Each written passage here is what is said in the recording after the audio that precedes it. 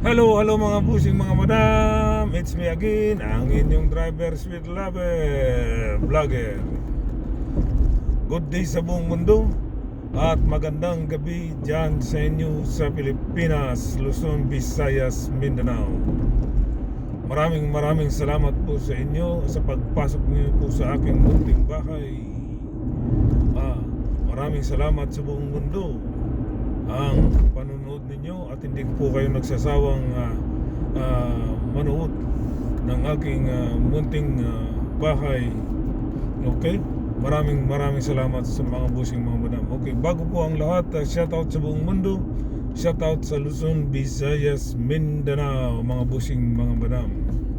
Bago po ang lahat, please dalawin niyo ang aking YouTube channel, Eddie Makasilang po. Subscribe po kayo at click ninyo ang notification at makita ninyo ang all tulbukan lang niyo po yun. Yan mga busing mga madam, nang makita nyo lahat na aking in-upload.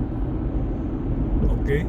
Lahat ng aking in-upload sa aking YouTube channel, Eddie Makasilang po mga busing mga madam. Sa akin ng mga Facebook feeds, maraming salamat po mga busing mga madam sa aking mga minamahal kong followers na hindi po nagsasawa sa akin.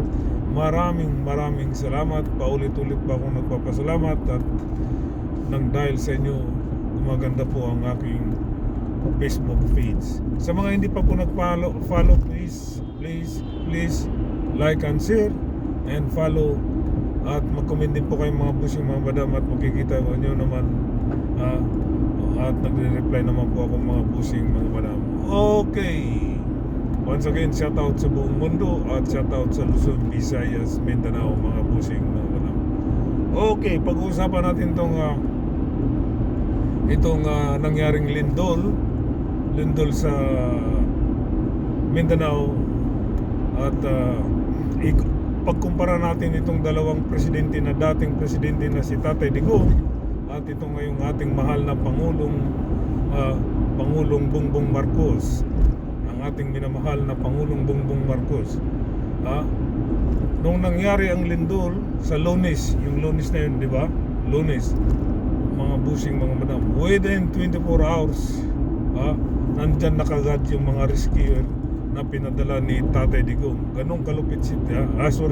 Within 24 hours nandyan na kagad yung mga rescuer na pinadala ng ating mahal na Pangulo na si Bongbong Marcos. Pero mo yan nandyan na kagad, nagpadala kagad at sa lahat ng mga biktima, sa lahat ng mga walang natirahan, mayroon na kagad na pinadalang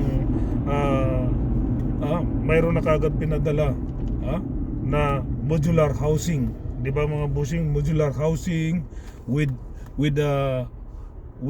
tubig, mga pagkain, lahat ng mga kailangan ng mga biktima ng lindol nandyan na kagad mga busing mga madam.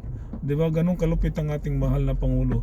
Wala pang 24 hours wala pang 24 hours mga busing mga madam, nandyan na kagad yung mga rescuer at tinupad kagad ng ating mahal na Pangulo kung paano siya tutulong sa mga biktima ng lindol. O di ba? Tapos yung modular housing, napakaganda pa mga busing mga madam.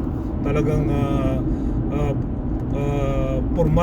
formality, yung mga tirahan ng mga nabiktima ng lindol. Ganun kalupit ang ating mahal na Pangulo.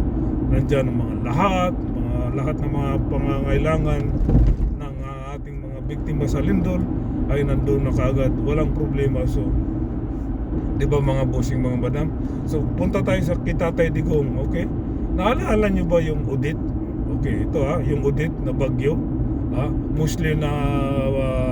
Mostly ang grabing nasalanta doon sa Cebu, part ng Visayas sa Cebu, mga busing mga madam. Okay. Grabe yung bagyo na yung Odette na yun. Anong ginawa ni Tatay Digong? Wala. Ang tagal ng action niya. Para yatang naghihintay pa ng donation sa ibang bansa, mga busing mga madam eh. Pero may yung mga biktima ng bagyong Odette sa Cebu, kulang-kulang isang buwan, bago nag-rescue si Tatay Digong, kasi nga para yatang naghihintay pa tulong o donation galing sa ibang bansa, wala naman tumulong sa kanya dahil alam niyo naman yung kanyang style na yung war on drug. Sinong tutulong sa ibang bansa, di ba? So talaga yung time na yun walang nag-donate.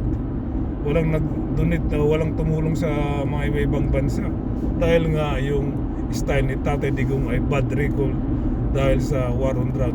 So anong nangyari sa mga busing? Anong nangyari sa mga biktima ng Odette, ng bagyo na yun? Alam nyo, mga busing, mga madam, humantong sila sa nanglilimos sa tabi ng kalsada. Biruin mo yung mga busing, di ba? Bawat sasakyan pinapara nila at humingi lang ng tulong, humingi lang ng pagkain. Ganong kalupit si Tatay Digong.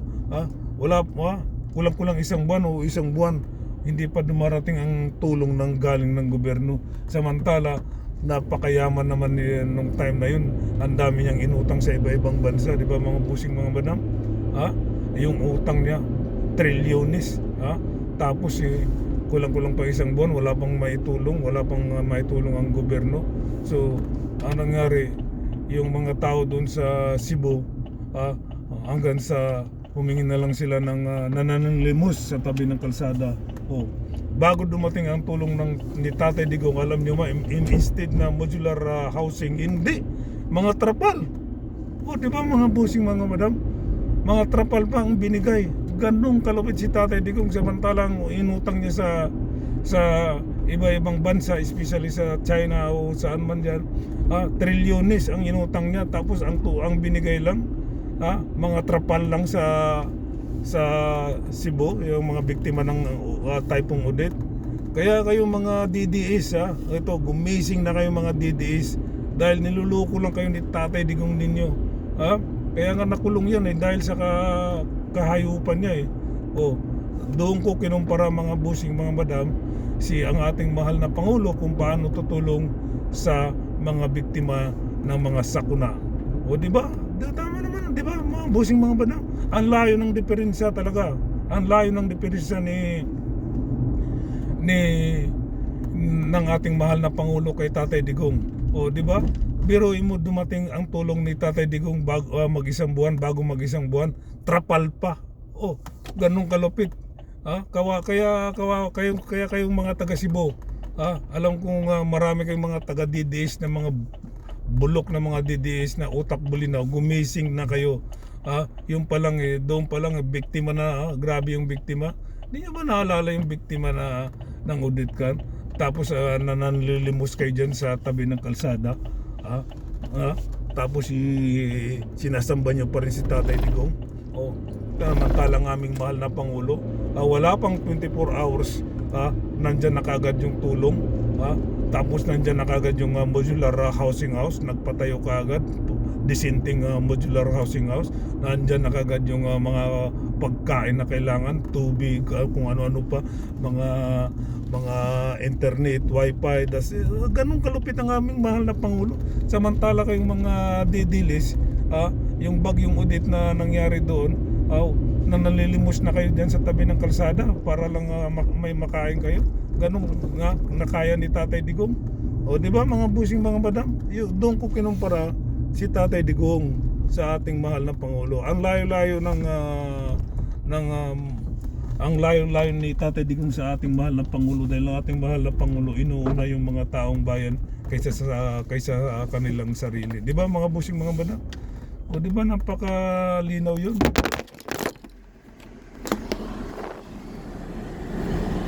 Nahulog yung aking phone. Okay, hanggang dito na lang po mga busing, mga madam. Okay. Once again po, ganun lang po, kinumpira lang. Okay mga busing, kinumpira ko lang po ang nangyari doon sa sakuna sa Tatay Digong at kay Tatay Digong at sa ating mahal na Pangulo. Ang layo ni Tatay Digong, di ba? Sa ating mahal na Pangulo. Okay mga busing, mga madam, hanggang dito na lang po. Once again, shout out sa buong mundo at shout out sa Pilipinas. Ang kapayapaan ay sumasa inyo lagi dyan sa Pilipinas. Bye bye, babu, peace.